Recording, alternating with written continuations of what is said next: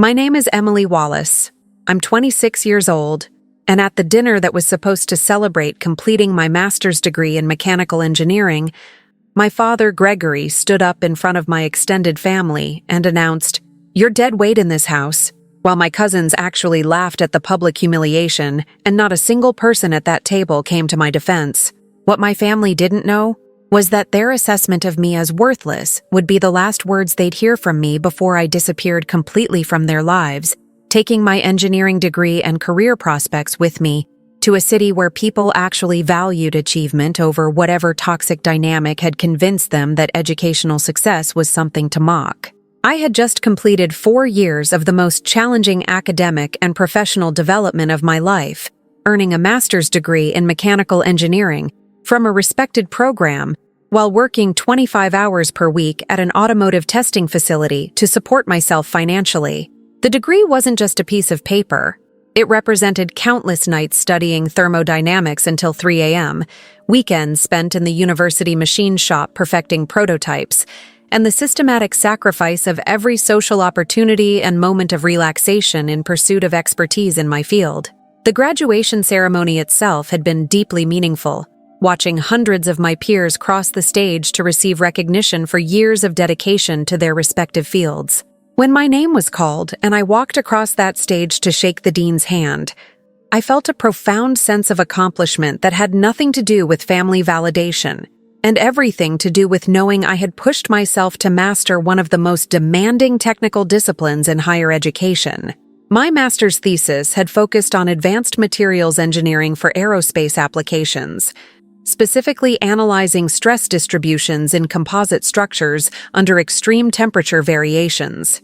The research had earned recognition from my thesis committee and had already attracted interest from several major aerospace companies who were looking for engineers with exactly my specialized knowledge and technical capabilities. But as I sat in my cap and gown after the ceremony, looking at the diploma that represented 4 years of relentless work and personal sacrifice, I felt a complicated mix of pride and apprehension about the family dinner that evening. My relationship with my parents had always been strained by their obvious favoritism toward my older brother Brandon, but I had hoped that completing a graduate degree might finally earn me some measure of recognition or respect from people who had spent my entire life treating my achievements as less valuable than his choices. The comparison between Brandon and me had been a constant theme throughout my childhood and young adulthood, with my parents consistently framing our different paths in ways that elevated his choices while diminishing mine. Brandon had dropped out of college after 1 semester, claiming that higher education was a waste of time and that real men learned through practical work rather than books and theories. "Brandon knows the value of honest work," Gregory would say whenever the subject of education came up. "He's out there with his hands, building things and contributing to the real economy. That's worth more than any fancy degree from professors who've never done a real day's labor in their lives." The characterization of manual labor as inherently more valuable than intellectual work had always puzzled me, especially since both forms of contribution required skill, dedication, and provided essential value to society. But Gregory's worldview was binary and inflexible. Physical work was real and respectable, while academic achievement was pretentious and disconnected from authentic human experience. Brandon had worked in construction since dropping out of college, moving between various contracting jobs that paid reasonably well, but offered limited advancement opportunities. He lived at home rent-free, contributed minimally to household expenses, and spent most of his income on trucks, motorcycles, and recreational activities that our parents celebrated as evidence of his success and independence. Meanwhile, I had worked multiple part-time jobs throughout my undergraduate and graduate education, applying for every scholarship and grant available to minimize student loan debt, while maintaining the academic performance necessary to remain competitive in my field. I paid rent to my parents once I started working at the automotive testing facility, contributed to utilities and groceries, and carefully managed my limited income to ensure I could continue pursuing my educational goals. But every achievement I earned was met with qualified praise at best and dismissive criticism at worst. When I graduated summa cum laude with my bachelor's degree in mechanical engineering, Gregory's response had been, "Well, good grades are nice, but they don't necessarily translate to success in the real world. Brandon's making $40,000 a year with his construction work, and he didn't need to spend 4 years in classrooms to do it. The comparison was particularly frustrating because it ignored the different trajectories and potential earnings of our respective career paths. Brandon's $40,000 salary represented essentially his earning ceiling without additional training or credentials, while my engineering degree was an entry point to a profession where mid-career earnings typically exceeded 6 figures with opportunities for continued advancement. Have you ever had your accomplishments systematically diminished by people who should have been celebrating them? That's exactly what I experienced throughout my educational journey, watching my parents treat every milestone as evidence of impractical priorities rather than impressive achievement. When I was accepted into a competitive master's program with a partial scholarship, my mother Diane's response had been, "Are you sure you want to do more school? You already have 1 degree. Maybe it's time to think about getting a real job and contributing to society instead of staying in school forever." The suggestion that pursuing advanced education was avoiding real work revealed how fundamentally my parents misunderstood both the difficulty of graduate engineering programs and the career advancement that additional credentials would provide. But trying to explain the value of specialized technical training to people who were committed to seeing it as unnecessary pretension was exhausting and ultimately futile. The pattern had continued throughout my 4 years of graduate study, with every update about my research progress or academic achievements met with polite disinterest from my parents, and barely concealed resentment from Brandon, who seemed to interpret my educational success as an implicit criticism of his decision to abandon formal education. "Emily thinks she's better than everyone because she's getting some fancy master's degree," Brandon had said during a family dinner 6 months ago. "She's going to learn that all those theories and equations don't mean much when you're trying to solve real problems in the real world." The characterization of engineering knowledge as disconnected from practical problem solving was particularly absurd given that engineering is literally the discipline of applying theoretical knowledge to solve real-world technical challenges. But Brandon's need to position himself as more practically competent than his sister with a graduate degree in applied sciences revealed the depth of his insecurity more than it said anything accurate about our respective capabilities. My parents had never corrected Brandon's dismissive comments about my education or defended my choice to pursue advanced study. Instead, they reinforced his perspective by consistently treating his construction work as more valuable and respectable than my engineering research and academic achievements. The dinner to celebrate my graduation had been my mother's idea, though her invitation had been notably unenthusiastic. "Your father and I thought we should do something to mark you finishing school," Diane had said on the phone, her tone suggesting obligation rather than genuine excitement. "We'll have dinner at the house with some family. Nothing too elaborate."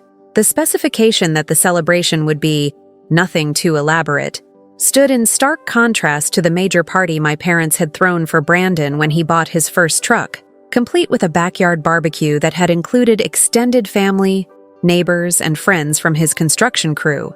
The message was clear.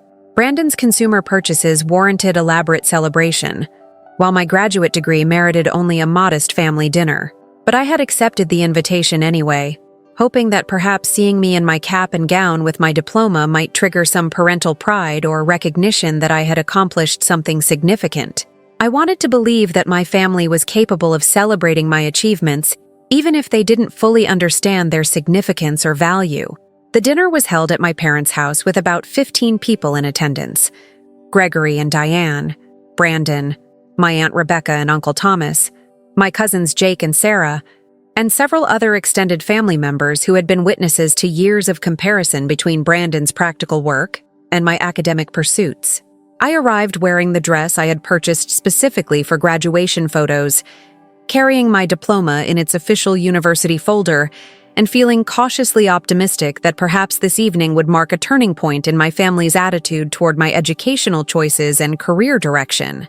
The atmosphere at dinner was polite, but noticeably lacking in the warmth and enthusiasm that had characterized Brandon's truck celebration. People congratulated me on finishing my degree with the same tone they might use to acknowledge someone completing a particularly tedious administrative task. Recognition without genuine excitement or interest. "So, you're finally done with school?" my Aunt Rebecca asked as we sat down to dinner. That must be a relief. 4 more years is a long time to be studying. What are you planning to do now that you're finished with all that education? The question was framed as though my graduate education had been an unfortunate burden I had finally escaped, rather than an intensive professional training program that would open doors to advanced career opportunities. But I answered politely, explaining that I had already accepted a position with a major aerospace engineering firm that specialized in the kind of composite materials research that had been the focus of my thesis work. Aerospace engineering, my Uncle Thomas repeated, his tone suggesting that this was simultaneously pretentious and impractical. That sounds very technical. Is there much work in that field? Seems like it might be hard to find steady employment doing something so specialized. The concern about employment stability in aerospace engineering, one of the most consistently in-demand engineering specializations, revealed how little my family understood about technical career paths and labor market dynamics. But I maintained my composure and explained that aerospace engineering was actually experiencing significant growth due to increasing demand for both commercial and defense applications. Brandon had remained mostly quiet during the early part of dinner, but I could see the familiar smirk on his face that suggested he was waiting for an opportunity to assert his superiority or diminish my accomplishments. He didn't have to wait long, because Gregory decided to use the dinner as an opportunity to deliver what he clearly considered an important perspective on education, work, and family contribution. "I want to say something about Emily finishing her degree," Gregory announced, standing up at the head of the table and causing everyone to stop their conversations and turn their attention to him. I felt a flutter of hope that perhaps my father was about to deliver some acknowledgement of my hard work or recognition of my achievement. But the words that came out of his mouth would shatter any remaining illusions I had about my family's capacity to value my accomplishments or respect my choices. The moment my father stood up to address the table, I felt the familiar tension that came from years of experience with his pronouncements about work, education, and family values. Gregory had a particular way of framing his observations that positioned himself as the arbiter of what constituted real achievement and authentic contribution to society, and I had learned that his assessments rarely aligned with recognizing academic or intellectual accomplishments. "Emily has spent the last 4 years getting another degree," Gregory began, his tone carrying none of the warmth or pride that should accompany discussion of a child's graduate education. "That's 8 years total in college now. 4 for the first degree, and 4 more for this master's thing. 8 years is a long time to be in school while other people are out working and contributing to their families and communities." The characterization of graduate education as time spent in school rather than intensive professional training and research immediately set the tone for where this speech was heading. Gregory was positioning my master's degree as extended adolescence rather than career development, and everyone at the table was listening with the kind of attention that suggested they expected something significant to follow. "Now, I don't want to diminish what Emily has accomplished," Gregory continued, though his tone suggested that diminishment was exactly what was coming. "Getting through all that schoolwork takes dedication, and I'm sure she worked hard on whatever it is she studied. But I think it's important to be honest about what value this education provides to our family and what contribution it represents. Have you ever felt your stomach drop as you realized that someone you loved was about to publicly humiliate you in front of people whose opinions mattered to you? That's exactly what I experienced as my father continued his speech about the value of my education to our family. Brandon dropped out of college after 1 semester because he recognized that he was wasting time and money on something that wasn't going to provide real value, Gregory said, gesturing toward my brother with obvious approval.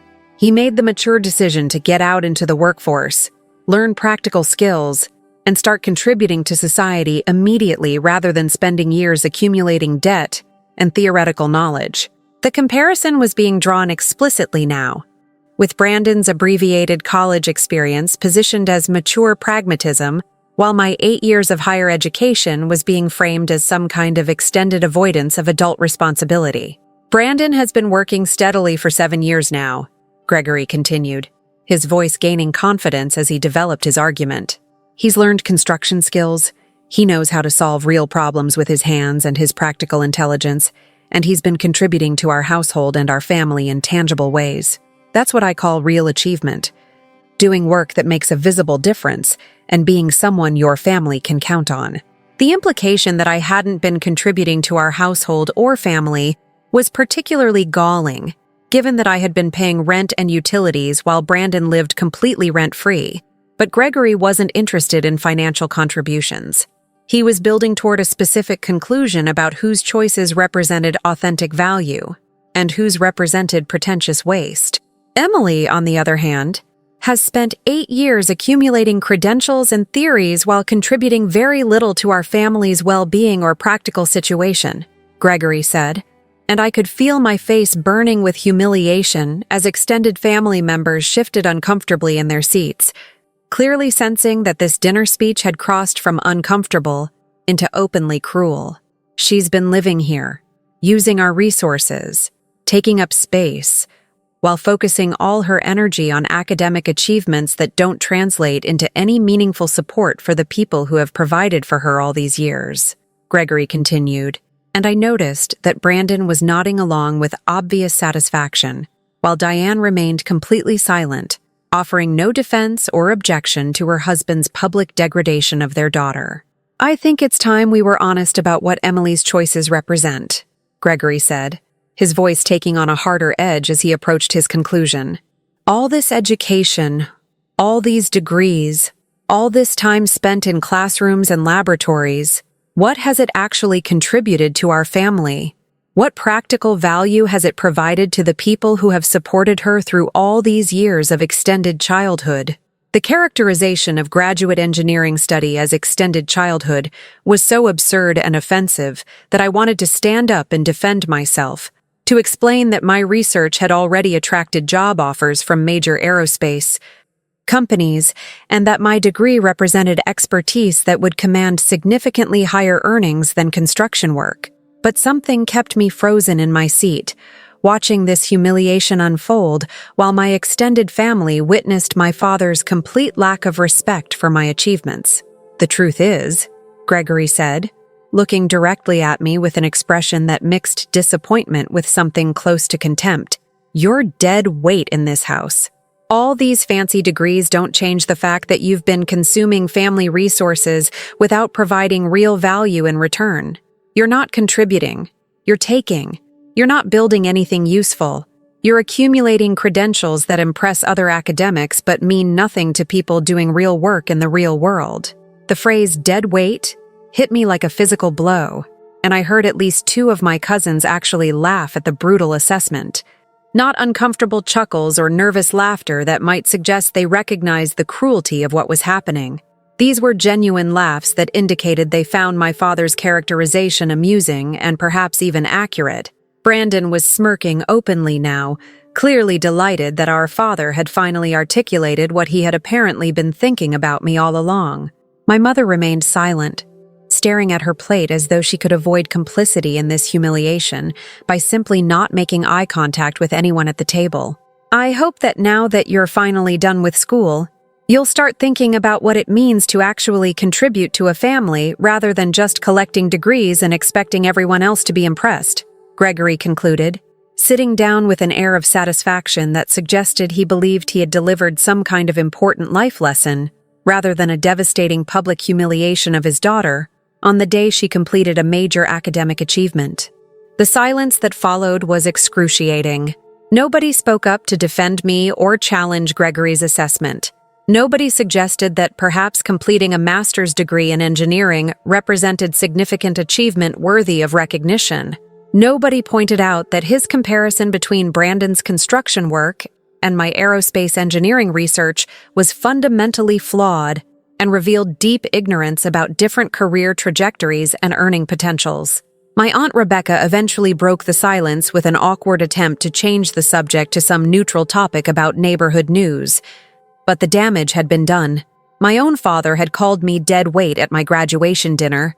My cousins had laughed at the characterization, and my family had demonstrated through their silence that they agreed with his assessment, or at least weren't willing to challenge it publicly. As I sat there listening to forced conversation resume around me, I made a decision that would change my relationship with my family forever. People who called you dead weight at your graduation dinner while extended family laughed didn't deserve explanations, arguments, or continued access to your life.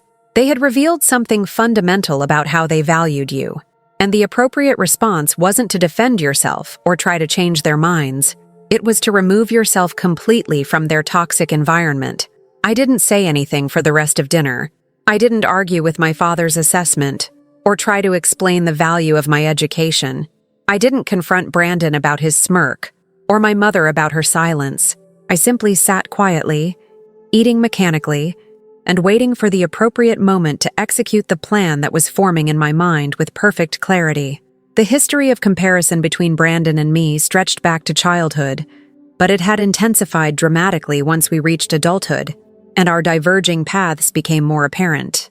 Every choice I made toward academic achievement was framed as evidence of impractical priorities, while every choice Brandon made away from education was celebrated as mature pragmatism and authentic masculinity. When I was in high school earning straight A's and competing in science fairs, my parents would praise Brandon for his mechanical aptitude and his ability to fix things around the house.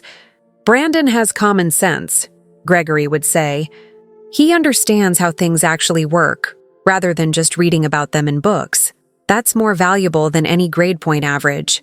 The implication that academic achievement and practical competence were mutually exclusive had always been absurd to me, especially since engineering education explicitly combines theoretical knowledge with practical application. But Gregory's worldview required a hierarchy where physical labor was elevated above intellectual work, and any evidence that contradicted this hierarchy was dismissed or reinterpreted. When I received a full scholarship to study mechanical engineering at a respected state university, my parents' response had been notably muted. "That's good, Emily," Diane had said when I showed them the scholarship letter. "It'll save us money on tuition, though you know college isn't for everyone. Your brother is doing just fine without going into debt for some degree." The comparison to Brandon was constant and inescapable. When I made Dean's List, Gregory would mention that Brandon had just gotten a raise at his construction job. When I was selected for a competitive summer research program, Diane would talk about how Brandon was saving up to buy his first truck.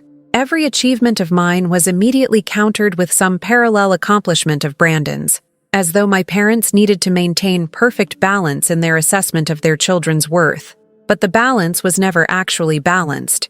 Brandon's accomplishments were celebrated enthusiastically and publicly, while mine were acknowledged with qualified praise that always included some caveat about the limitations of academic achievement. My parents threw parties for Brandon's truck purchase, his promotion to crew leader, and his 25th birthday.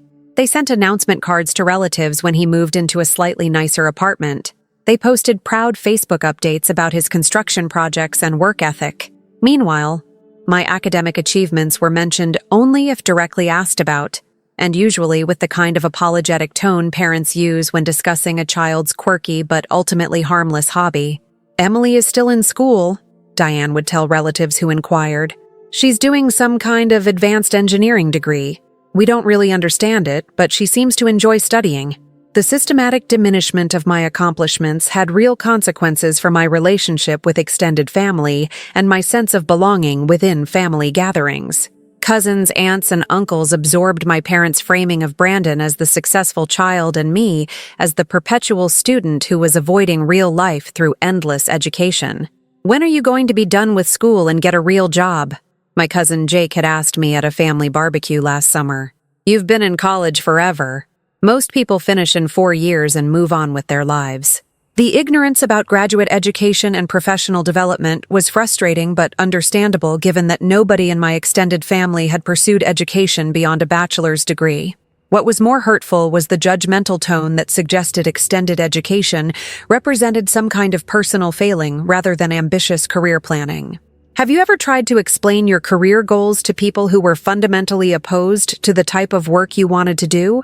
That's exactly what I experienced whenever I tried to discuss my engineering research or professional plans with family members who had decided that manual labor was inherently superior to technical expertise. My decision to pursue a master's degree had been strategic and carefully considered. The automotive testing facility where I worked part-time had made it clear that advanced degrees were necessary for progression into senior engineering roles and research positions. The salary differential between bachelor's-level engineers and those with master's degrees was significant enough to justify the investment of time and limited debt I would incur. But explaining these calculations to my parents had been like speaking a foreign language to people who were committed to not understanding. More school just means more time not earning a real income, Gregory had said when I told them about my acceptance to the master's program. Brandon's been working for 3 years already while you're still sitting in classrooms. Think about how much income you're giving up by staying in school instead of getting out there and working. The analysis ignored the significantly higher lifetime earnings trajectory of engineers with graduate degrees. But Gregory wasn't interested in long-term economic analysis. He was interested in maintaining his belief that physical labor was superior to intellectual work, and anything that contradicted that belief was dismissed as impractical theorizing.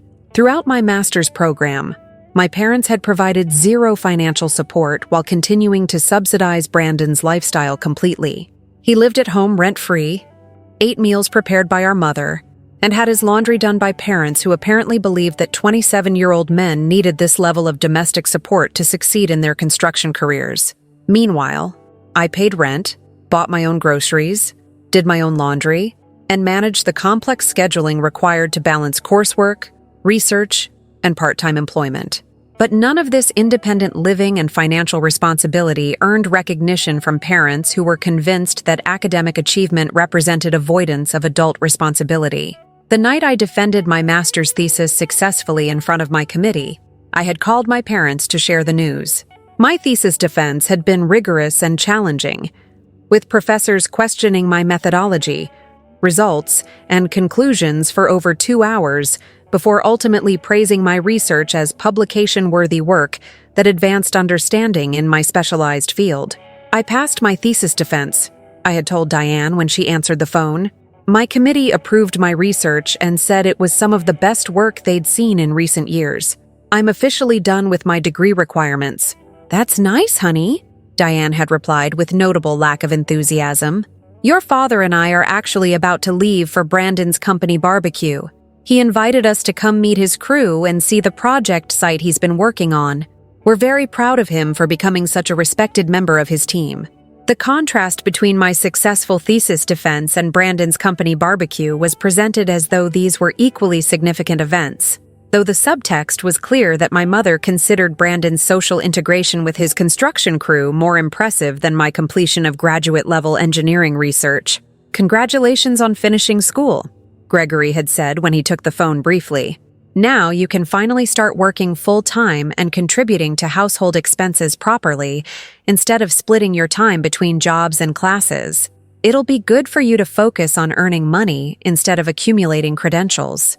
The suggestion that I would now be contributing to household expenses properly ignored the fact that I had been paying rent and utilities throughout my entire graduate program while Brandon contributed nothing to household costs. But accuracy wasn't the point of Gregory's comments. Establishing a narrative where I was the dependent child and Brandon was the contributing adult was what mattered to him. The weeks between my thesis defense and my graduation ceremony had been consumed with job searching and interviewing with aerospace companies that recruited from my program. My specialized research in composite materials had made me an attractive candidate for several major firms, and I had received multiple offers with starting salaries that were more than double what Brandon earned after 7 years in construction. But sharing this information with my parents would have been pointless. They had already decided that construction work was more valuable than engineering research, and no amount of salary data or career trajectory analysis would change their fundamental belief that academic achievement represented impractical pretension rather than marketable expertise. The graduation dinner humiliation had been the culmination of years of systematic devaluing of my choices and achievements. But it had also been the clarifying moment that made my next decision inevitable and non-negotiable. After dinner ended and guests began leaving, I remained at the table while my parents, Brandon, and a few lingering relatives cleaned up and made small talk about nothing in particular. The atmosphere was oddly normal, as though Gregory's brutal speech about me being dead weight had been just another typical family dinner conversation rather than a devastating public humiliation. Nobody apologized for the comments or checked to see if I was okay. Nobody acknowledged that perhaps calling someone dead weight at their graduation dinner might have been hurtful or inappropriate.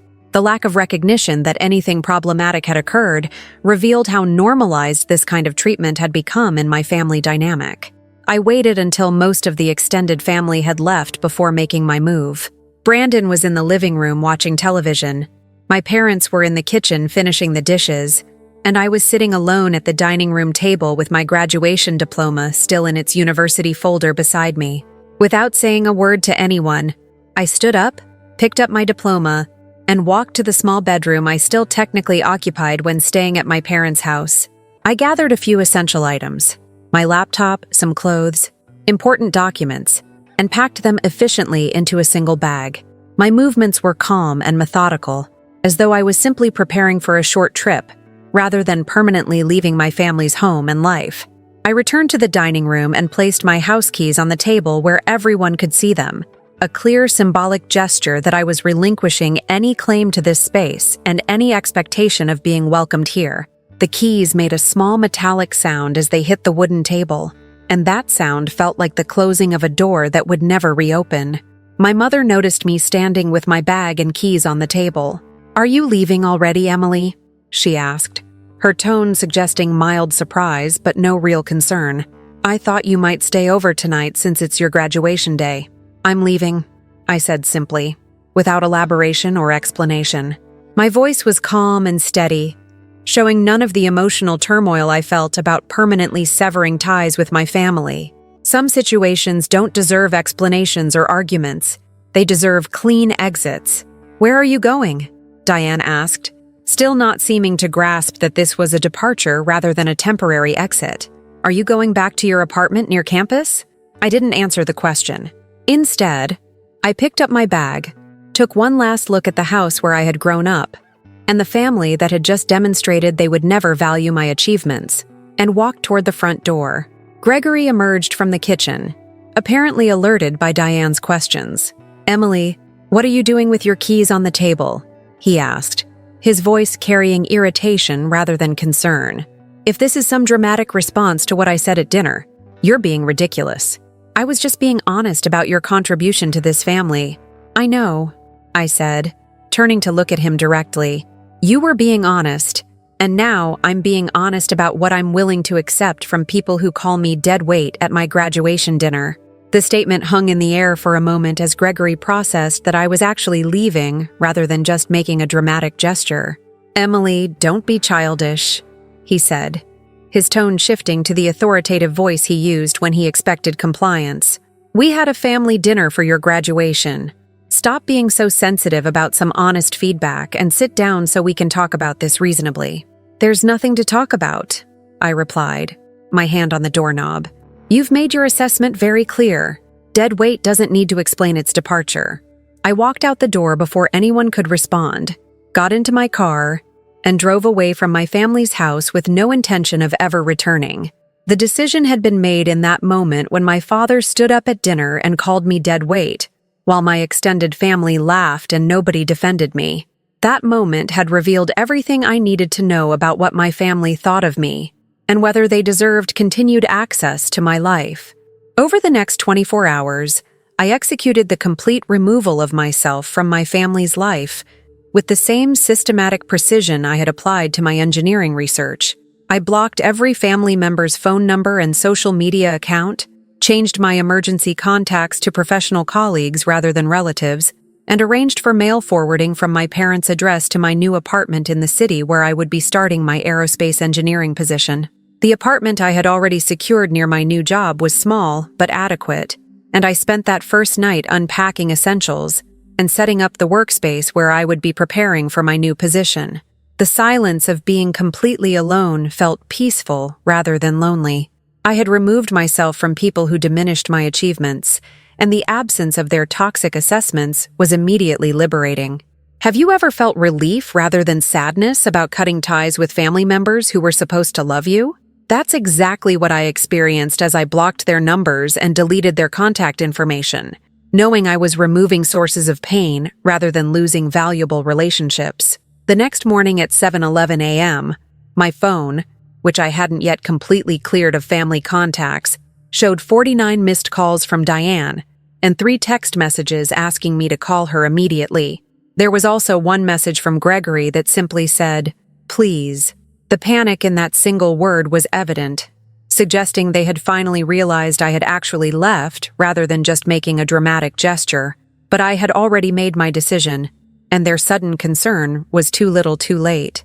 People who call you dead weight at your graduation while extended family laughs don't get to demand explanations when you remove that weight from their lives. I deleted the messages without responding and finished blocking the remaining contacts I had missed the night before. My career as an aerospace engineer was about to begin in a city where nobody knew about the family dynamics that had shaped my educational journey, and where my master's degree would be recognized as the significant achievement it actually was, rather than being dismissed as impractical pretension. The professional world that awaited me would value exactly the kind of specialized technical knowledge that my family had mocked, and my success in that world would be built entirely without their involvement, support, or even awareness of what I was accomplishing.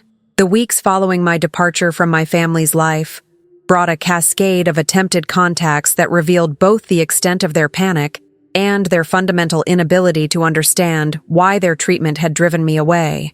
The blocked calls and messages piled up on my phone's hidden logs, showing a pattern of escalating concern that stood in stark contrast to their complete indifference during the years when I had actually been present and seeking their validation.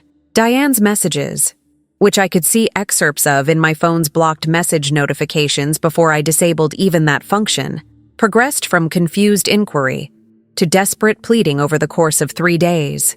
"Emily, please call me. We're worried about you. Where did you go? Your father didn't mean what he said at dinner. Please just let us know you're okay." The assertion that Gregory didn't mean what he said was particularly hollow, given that his assessment of me as dead weight had been delivered as a formal speech to extended family rather than as an offhand comment made in frustration. He had stood up, commanded everyone's attention, and deliberately articulated his belief that my education represented worthless burden rather than valuable achievement. Those weren't words spoken in anger. They were considered judgments delivered with conviction. But what was more revealing than the individual messages was what they didn't say. Nobody apologized for calling me dead weight. Nobody acknowledged that perhaps public humiliation at a graduation dinner was inappropriate treatment of a family member. Nobody suggested that they had been wrong to systematically devalue my achievements while celebrating Brandon's mediocrity. The concern was about my absence, not about the treatment that had caused it. Brandon's single attempt at contact was characteristically self-centered and devoid of actual concern for my well-being. "Mom and Dad are freaking out that you left. You need to come back and deal with this like an adult instead of running away. This is typical of you to make everything into drama when someone gives you honest feedback." The characterization of my departure as making drama revealed that Brandon had learned nothing from the graduation dinner experience. In his mind, I was the problem for objecting to being called dead weight, not him for smirking at the humiliation or my parents for delivering it. His message confirmed that leaving had been the right decision. These were not people capable of growth or self-reflection. My extended family's responses were similarly revealing. My Aunt Rebecca sent a message saying, "Your parents are very upset about your disappearance. Family is important, Emily. You need to work things out with them instead of cutting them off over some disagreement." The minimization of being publicly called dead weight as some disagreement showed that my extended family either didn't understand or didn't care about the severity of what had happened. But the most illuminating contact attempt came from my cousin Jake, whose laughter at my father's dead weight comment had been one of the most painful aspects of that dinner. "Emily, you need to chill out. Your dad was just being real with you about needing to contribute more to the family. Running away instead of taking the criticism is pretty immature. Maybe if you learned to take feedback better, people wouldn't have to be so harsh with you." The message revealed exactly the family dynamic I had escaped. I was expected to accept public humiliation as feedback, to tolerate systematic devaluing of my achievements as being real, and to remain present for continued mistreatment, because family bonds should supersede basic respect and decent treatment. This was not a support system I needed or wanted in my life. While my family was panicking about my absence, I was systematically building a new life that didn't include them. The aerospace engineering company where I had accepted a position was enthusiastic about my research background and specialized expertise in composite materials. My starting salary was $87,000 per year, more than double what Brandon earned after 7 years in construction, and with significantly better benefits and advancement potential. Have you ever experienced the satisfaction of succeeding in exactly the way that people who doubted you said was impossible? That's what I felt as I prepared to start my engineering career, knowing that my family's assessment of my education as worthless was being contradicted by actual market value and professional opportunities. The onboarding process at the aerospace firm was thorough and impressive, involving extensive facility tours, meetings with senior engineers, and detailed briefings about the advanced materials research projects I would be contributing to. My colleagues were uniformly respectful of my academic credentials and excited to work with someone whose thesis research aligned so closely with their current technical challenges. Your work on stress distribution in composite structures is exactly what we need for our next-generation aircraft wing design, my new supervisor, Dr. Patricia Crawford, told me during our first meeting. We've been trying to solve some of the thermal expansion issues you addressed in your thesis. Having you on the team is going to accelerate our development timeline significantly. The professional validation was profound and healing. Here were people who understood the value of specialized technical education, who recognized that mastering advanced materials, engineering required exactly the kind of intensive study my family had dismissed as impractical. My master's degree wasn't a burden or a sign of extended childhood. It was valuable expertise that solved real problems and created tangible economic value. My new colleagues also understood work-life balance in ways my family never had. When I mentioned that I had supported myself through graduate school while working part-time, the response wasn't criticism about being divided between school and work. It was respect for managing multiple demands while maintaining the academic performance necessary for success in a competitive program. Completing a master's in mechanical engineering while working 25 hours a week shows exceptional time management and dedication, Dr. Crawford had said. Those are exactly the qualities we value in engineers who will be managing complex, long-term research projects. Your ability to handle multiple priorities simultaneously is an asset, not a liability. The contrast between this professional assessment and my father's characterization of me as dead weight could not have been more stark. In the world I was entering, my choices and capabilities were recognized as strengths. My education was valued as expertise. My achievements were celebrated as accomplishments, rather than being dismissed as pretentious credentialism. 3 weeks after starting my new position, I received a notification from my university's alumni office that someone had requested my contact information through their official alumni directory. The request had come from Diane, who was apparently trying to track me down through professional channels after I had blocked all personal contact methods. The university's policy required them to ask permission before releasing contact information, and I declined the request without hesitation. My family had demonstrated that they didn't value my education when I was present in their lives. They didn't deserve to use my educational credentials to find me, now that I had removed myself from their toxic environment. But the attempt did prompt me to ensure that all my professional profiles, publications, and directory listings made clear that I was not seeking family contact. I updated my LinkedIn profile to remove any location information that might help them track me down, and I made sure my work email was not publicly listed on any professional directories they might access. My new life was deliberately constructed to exclude the people who had called me dead weight, and I was determined to maintain those boundaries regardless of how desperately they now wanted access to the person they had spent years devaluing. The transformation in my professional identity and personal well-being over the following months was remarkable and validated every aspect of my decision to remove myself from family members who couldn't appreciate my achievements. My work at the aerospace firm was challenging, engaging, and deeply satisfying in ways that only became possible once I was no longer carrying the emotional burden of family relationships that systematically undermined my confidence and worth. The research project I was assigned to involved developing next-generation composite materials for hypersonic aircraft applications, exactly the kind of cutting-edge work that required the theoretical foundation and practical expertise I had developed through my graduate education. The technical challenges were substantial, requiring advanced understanding of materials, science, thermodynamics, and structural mechanics that only engineers with specialized training could effectively address. Emily, your analysis of the thermal stress patterns in the new carbon fiber matrix is exactly what we needed to understand the failure modes we were observing in testing, my team leader said during a project review meeting 3 months into my employment. Your thesis research gave you insights that are directly applicable to our development challenges. This is exactly why we recruit engineers with advanced degrees and specialized research experience. The recognition that my graduate education provided valuable problem-solving capabilities was gratifying, but what was more meaningful was working in an environment where intellectual achievement was respected rather than resented. My colleagues didn't interpret my technical expertise as evidence of impractical priorities. They valued it as the professional competence that made me an effective contributor to complex engineering challenges. The social dynamics at work were also refreshingly different from family gatherings where my career was consistently devalued.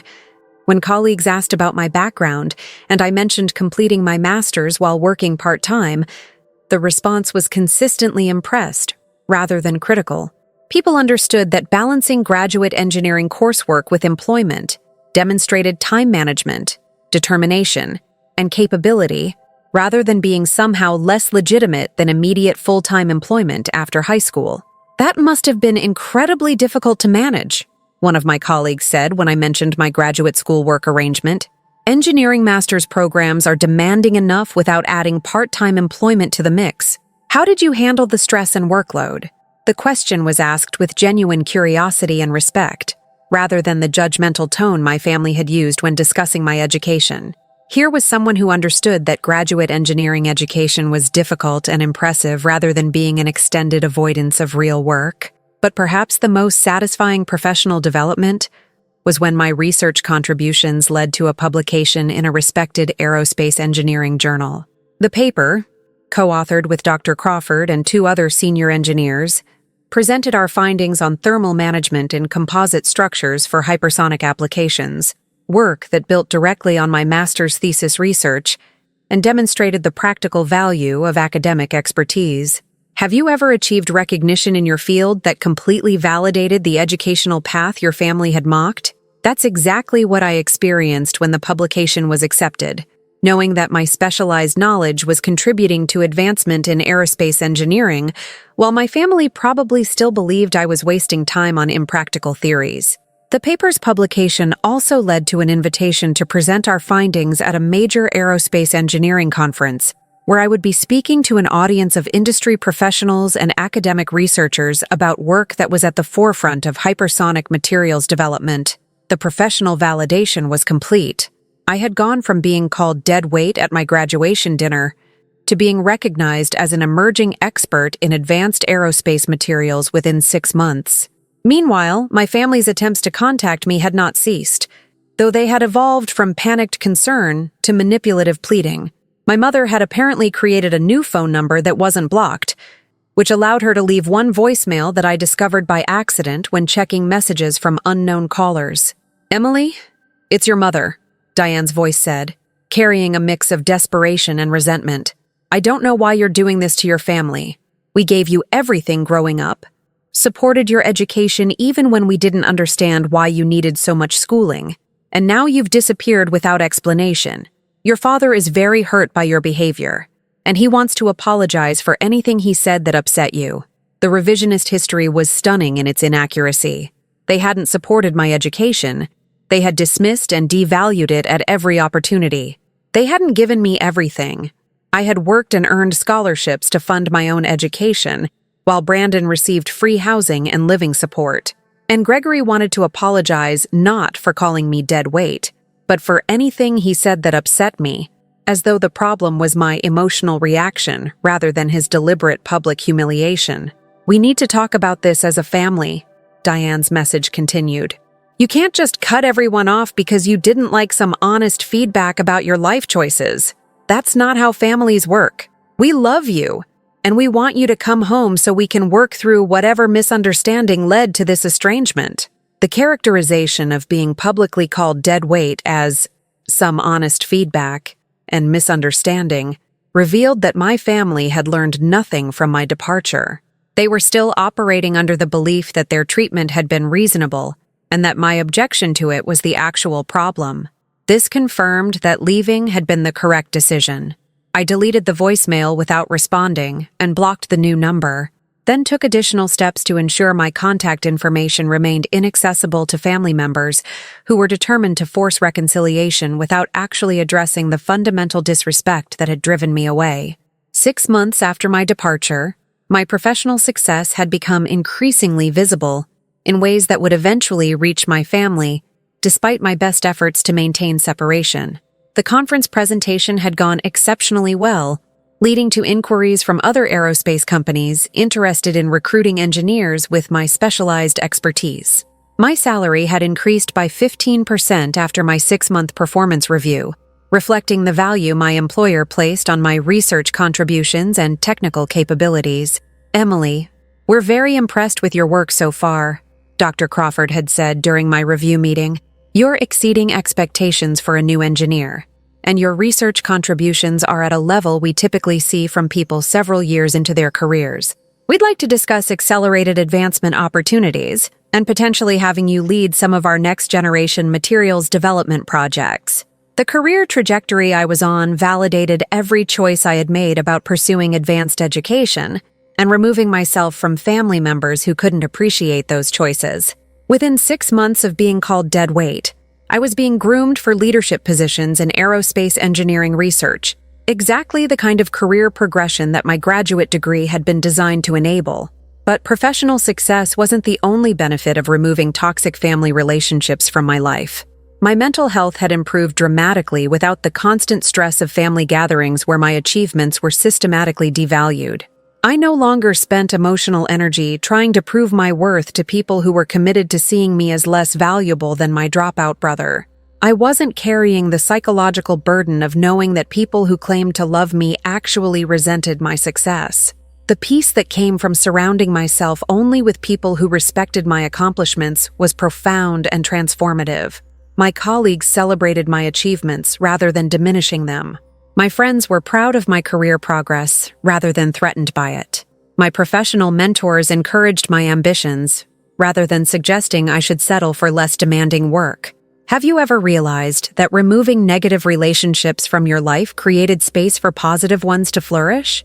That's exactly what I experienced as I built a professional and social circle that actually valued me, rather than merely tolerating my presence while wishing I was someone different.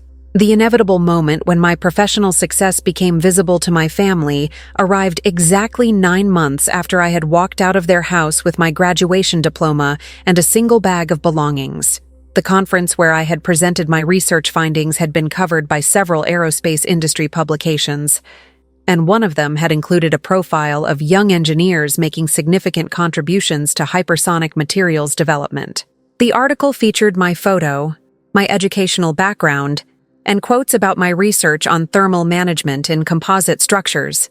It mentioned my master's degree from my state university and my current position at the aerospace firm, describing me as an emerging expert in advanced materials engineering, whose graduate research is influencing next-generation aircraft design. The publication was distributed widely within the aerospace industry, but it was also available online where anyone searching my name would find it. I had known this moment was coming, that eventually my professional visibility would make it impossible to remain completely hidden from family members who were actively looking for information about me. Sure enough, 2 days after the article was published online, I received a message through LinkedIn from an account I didn't recognize, but which had the same profile photo as my brother Brandon. He had apparently created a professional networking account specifically to bypass my blocks on other platforms and contact me about the article he had discovered. "So, you're some big shot engineer now?" the message read, the text dripping with resentment and defensiveness. "Mom and Dad saw an article about you online. They're proud that you're doing well, but they're also hurt that you've been successful this whole time while refusing to talk to your family. That's pretty selfish, Emily. We're your family, and you owe us at least basic updates about your life. The assumption that I owed updates to people who had called me dead weight revealed that Brandon had learned nothing from my departure. The characterization of my career success as me being some big shot showed that he was still threatened by my achievements and needed to frame them as pretentious rather than impressive. But what was more telling was the claim that my parents were proud of my success, pride that they had been completely incapable of expressing when I was actually present in their lives and seeking their validation. They had dismissed my graduate education as impractical and called me dead weight at my graduation dinner. But now that an industry publication was describing me as an emerging expert, they suddenly wanted to claim pride in achievements they had actively disparaged. I didn't respond to Brandon's message. Instead, I adjusted my LinkedIn privacy settings to prevent messaging from anyone outside my existing network and added another layer of professional distance between myself and family members who wanted access to the success they had refused to celebrate when it was still developing.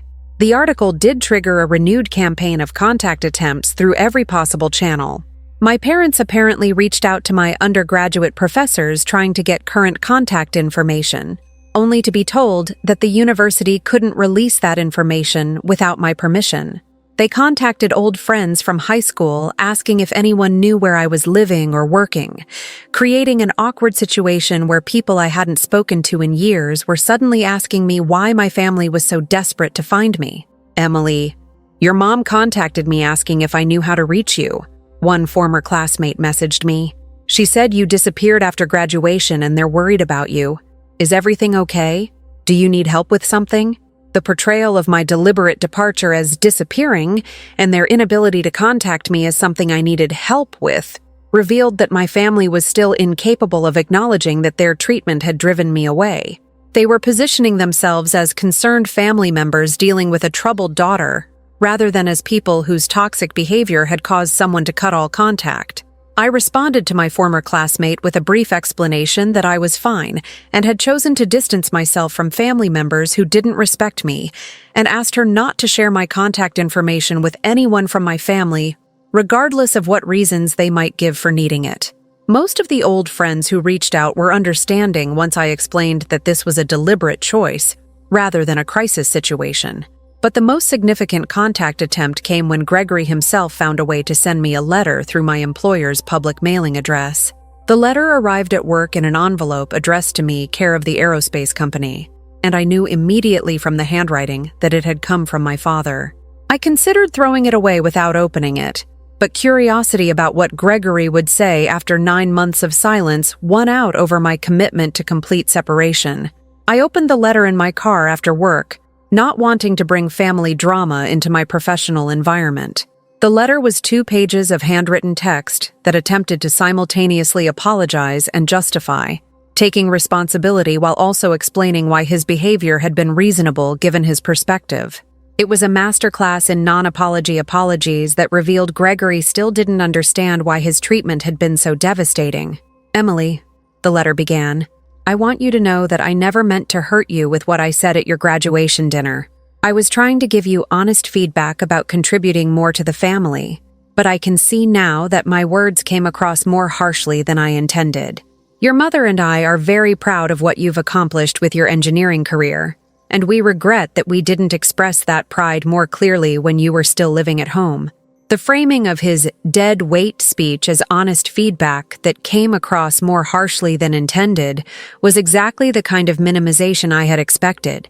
Gregory wasn't apologizing for the content of his assessment, only for the tone in which it was delivered. He was suggesting that the problem was my interpretation, rather than his actual treatment. We understand that you felt undervalued during your time in graduate school, the letter continued, and we take responsibility for not being more supportive of your educational goals. But we also want you to understand that we were concerned about you spending so many years in school while accumulating debt and missing out on the experiences that come with being a young adult in the workforce. We wanted what was best for you, even if we didn't communicate that effectively. The revisionist history continued, transforming years of dismissive criticism into concerned parenting that was merely poorly communicated. The letter made no mention of the systematic celebration of Brandon's choices while devaluing mine. No acknowledgement of the blatant favoritism that had characterized every family interaction. No recognition that calling someone dead weight at their graduation went far beyond poor communication.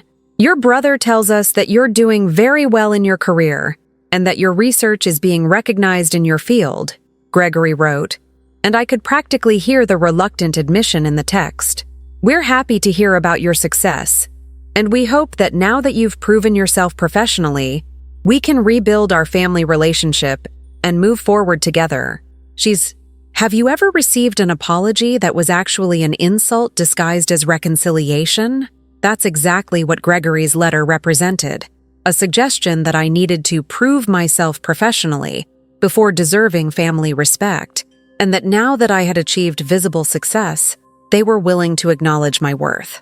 The letter concluded with a request that I contact them so we could work through our differences as a family and restore the relationships that have been damaged by this misunderstanding. The characterization of my deliberate departure after public humiliation as a misunderstanding that had damaged relationships was the final confirmation that my family remained incapable of taking genuine responsibility for their treatment of me. I didn't respond to the letter. Instead, I filed it away as documentation of my family's continued inability to understand why their behavior had driven me away, and as evidence that my decision to maintain complete separation had been correct. 1 year after walking out of my graduation dinner with my house keys left on the table, my life bore no resemblance to the existence my family had predicted for me when they called me deadweight and dismissed my education as impractical credentialism. I had been promoted to senior engineer with responsibility for leading a major research initiative in advanced composite materials. My salary had increased to $104,000, more than double what Brandon earned, and well above what Gregory had ever made in his career. My professional reputation was growing within the aerospace engineering community, with multiple publications and conference presentations establishing me as an expert in my specialized field. But more importantly, I was surrounded by people who valued my achievements and respected my choices. My colleagues celebrated my successes rather than resenting them. My professional mentors encouraged my ambitions rather than suggesting I should settle for less. My friends were proud of my accomplishments rather than threatened by them. I had built a life completely free from the toxic dynamics that had characterized my family relationships, and the contrast in my well-being was profound and undeniable. The final contact from my family came through an unexpected channel when my Aunt Rebecca somehow obtained my work email address and sent a message that was meant to be conciliatory, but actually revealed the continued dysfunction in my family's perspective on what had happened. Emily, the email began, I'm reaching out because your parents are devastated by your continued absence from the family. They've apologized for what happened at your graduation dinner, and they're desperate to rebuild their relationship with you. I know your father's words hurt you, but surely after a year of success in your career, you can find it in your heart to forgive him and rejoin your family. The suggestion that my professional success should make me more willing to forgive people who had publicly humiliated me revealed a fundamental misunderstanding of why I had left. I hadn't cut contact because I was insecure about my career prospects and needed time to prove myself. I had left because my family had demonstrated that they would never value my achievements, regardless of how successful I became. Brandon tells us that you're being vindictive by refusing all contact, and that you're punishing the whole family because you couldn't handle some criticism, Rebecca's email continued. That seems very petty, Emily. Your parents gave you everything growing up and supported you through 8 years of college. You owe them more than this cold silence. The characterization of my departure as vindictive punishment rather than self-protection from toxic relationships showed that Rebecca had absorbed my family's narrative completely. The claim that my parents supported me through 8 years of college was factually false. I had paid for my own education through scholarships and work, but accuracy wasn't the point of Rebecca's email. Pressuring me to accept mistreatment for the sake of family harmony was the goal. I'm asking you to consider reaching out to your parents and giving them a chance to rebuild their relationship with you, Rebecca concluded. They love you, and they deserve to be part of your life and your success. Please don't let pride prevent you from reconciling with people who have always wanted the best for you." The email sat in my inbox for 2 days before I finally composed a response that would permanently close the door on any future contact attempts from family members who remained committed to minimizing the treatment that had driven me away. "Aunt Rebecca," I wrote, "I appreciate your concern for my parents' feelings, but I need you to understand some facts about why I'm not in contact with my family.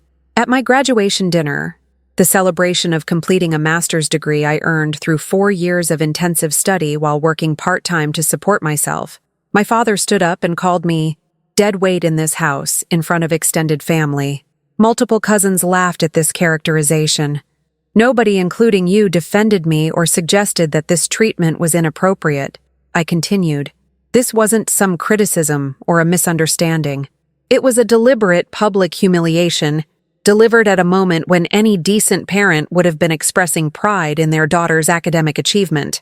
It was the culmination of years of systematic devaluing of my educational choices while celebrating my brother's decision to drop out of college. It revealed fundamental disrespect that I am not obligated to accept simply because we share DNA. The response felt necessary to establish clear boundaries and correct the false narrative my family had been spreading about my departure. My parents didn't support me through 8 years of college. I earned scholarships and worked part-time jobs to fund my own education while paying rent and utilities at home. Meanwhile, Brandon lived rent-free while contributing nothing to household expenses, yet he was consistently praised as hard-working while I was criticized as impractical. I concluded with a statement that would, I hoped, end further contact attempts. I'm not refusing contact because I'm proud or vindictive. I'm protecting myself from people who have demonstrated they don't respect me and won't change that fundamental dynamic. My career success hasn't made me more forgiving. It has validated that leaving was the right decision. Please don't contact me again about reconciliation. This separation is permanent and non-negotiable." I sent the email, and then immediately set up a filter that would automatically delete any future messages from Rebecca or anyone else whose email address I recognized from my family. The response had been necessary to establish clear boundaries, but I had no interest in extended debate about whether my family's treatment had been acceptable or whether I was obligated to maintain relationships with people who had hurt me. The professional milestone that would finally bring my story full circle came 18 months after my graduation dinner, when I was invited to return to my university as a guest speaker for the Mechanical Engineering Department's annual industry lecture series. The invitation came from my former thesis advisor, who had been following my career progress and wanted me to speak to current graduate students about transitioning from academic research to industry applications. "Emily, your trajectory from thesis defense to leading aerospace materials research in less than 2 years is exactly the kind of success story our students need to hear," my advisor wrote in the invitation email. "You're proof that specialized graduate education in engineering leads to real opportunities for technical leadership and innovation. Would you be willing to come speak to our students about your experience?" I accepted the invitation with mixed emotions. Returning to my university meant potentially encountering people who knew my family or who might have witnessed the graduation dinner humiliation. But it also represented an opportunity to demonstrate to current students that advanced engineering education creates value that some people, even family members, might never appreciate or understand. The lecture was scheduled for a Friday evening in the university's main engineering auditorium, and over 200 students, faculty, and industry professionals attended to hear about advanced materials research in aerospace applications. I presented my work on thermal management in composite structures, discussed the professional opportunities that emerged from specialized technical expertise, and talked honestly about the challenges of pursuing graduate education while managing work and financial responsibilities. During the question and answer period, a graduate student asked a question that gave me the opportunity to address something I had been thinking about throughout my presentation. How do you handle situations where people don't understand or value the type of work you do? How do you maintain confidence in your career choices when others question their worth? The question could have been written specifically for my situation, and I answered it with the honesty it deserved. Early in my career, I had family members who didn't understand why I was pursuing advanced education when I could have been working full-time immediately after my bachelor's degree, I said, carefully avoiding identifying details, but speaking to the universal experience. They saw my choice to pursue a master's degree as impractical and self-indulgent rather than as strategic career preparation. The audience was listening intently, clearly relating to the experience of having educational choices questioned by people who didn't understand their field. What I learned was that you can't base your career decisions on the opinions of people who don't understand your industry or its requirements, I continued. In engineering, advanced degrees open doors to technical leadership and specialized research that aren't accessible to people with only bachelor's-level education. That's not elitism. It's recognition of the specific expertise required for certain types of technical work. I concluded with the lesson I had learned most painfully. Sometimes the people who criticize your educational choices are the ones who benefit most from the expertise you develop. They want the medical advances, aerospace innovations, and technological breakthroughs that come from specialized research, but they don't want to acknowledge that those achievements require exactly the kind of intensive education they consider wasteful. Don't let their ignorance prevent you from developing expertise that the world actually needs. The response to my lecture was overwhelmingly positive, with students and faculty thanking me for the honest discussion of both technical content and the social challenges of pursuing advanced education. Several graduate students specifically mentioned that my comments about dealing with family skepticism had resonated with their own experiences, validating that my story was not unique. As I was preparing to leave the auditorium after the lecture, I was approached by someone I hadn't expected to see, my undergraduate advisor, Professor Martinez, who had been one of the first people to encourage me to pursue graduate education, despite my family's lack of support for that choice. "Emily," he said warmly, "that was an excellent presentation. I'm so proud of everything you've accomplished since graduating from our program. You've exceeded every expectation I had for your career, and you're exactly the kind of success story we want our students to emulate." We talked for several minutes about my research work and career trajectory, and then Professor Martinez said something that provided unexpected closure to the family dynamics that had shaped my educational journey. "I want you to know that your family reached out to me several times trying to get your contact information. Your father called my office, your mother sent emails, and they even showed up at the department trying to find someone who could tell them how to reach you." The revelation that my family had been actively searching for me through my academic connections was not surprising, but what Professor Martinez said next was, "I want you to know that I didn't share any information about your location or employment. Graduate students who come through our program trust us to respect their privacy and professional boundaries. Whatever your reasons for limiting contact with your family, those reasons are yours to determine." The validation that my academic mentor respected my decision to maintain separation from toxic family relationships meant more than I had anticipated. "Thank you," I said sincerely. My family's treatment of my educational choices was destructive to my well-being, and removing myself from that dynamic was necessary for my professional and personal success. "I suspected as much," Professor Martinez replied. "In all my years of academic advising, I've noticed a pattern. The students who face the most skepticism about their educational choices from family members are often the ones who go on to have the most successful careers in their fields. They're not succeeding despite their family's doubts. They're succeeding because they had the strength to pursue their goals regardless of whether anyone else understood or approved. The insight was profound and validating. My success wasn't happening despite my family's lack of support. It was happening because I had been strong enough to prioritize my own judgment about my capabilities and career potential over their dismissive assessments. As I drove away from my university that evening, I reflected on the journey from graduation dinner humiliation to industry recognition, from being called dead weight to being invited to speak about successful career development, from desperate family seeking acceptance to complete professional independence. The transformation had been possible only because I had been willing to remove myself from people who would never value my achievements.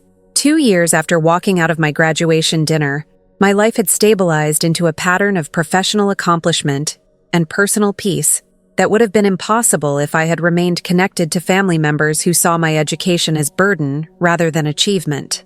I had been promoted to principal engineer with responsibility for directing a team of researchers working on next-generation aerospace materials. My publications had established me as a recognized expert in advanced composites for extreme environments. My salary had reached $128,000, and I was on track for further advancement into senior technical leadership positions. But the most meaningful aspect of my new life wasn't the professional success or financial stability. It was the complete absence of the psychological burden that had characterized my years of seeking validation from people who were incapable of providing it. I no longer spent emotional energy trying to prove my worth to family members who were committed to seeing me as less valuable than my brother. I didn't carry the stress of knowing that every achievement I shared would be minimized or dismissed. I wasn't constantly bracing myself for the next comparison between my educational path and Brandon's manual labor. The peace that came from removing toxic family relationships was transformative and worth every difficult aspect of maintaining complete separation. My mental health had improved dramatically, without the constant undermining of my confidence and value. My professional performance had benefited from not carrying the emotional weight of family dynamics that made me question my choices and capabilities. Have you ever realized that removing people from your life created space for you to become the person you were always capable of being? That's exactly what I experienced as I built a career and life completely free from the voices that had told me my education was worthless and my choices were impractical. The final chapter in my family story came when I was contacted by a journalist writing an article about women in aerospace engineering for a major technology publication. The interview focused on my research work and my experience as a woman in a male-dominated technical field, but toward the end of the conversation, the journalist asked about my educational background and what had motivated me to pursue advanced degrees in engineering. I gave an honest answer about loving the technical challenges of material science and being driven by curiosity about how substances behave under extreme conditions. But then I added something that felt important to share with readers who might be facing similar family dynamics. I'll also say that pursuing graduate education requires conviction about your own goals, because not everyone will understand or support your choices.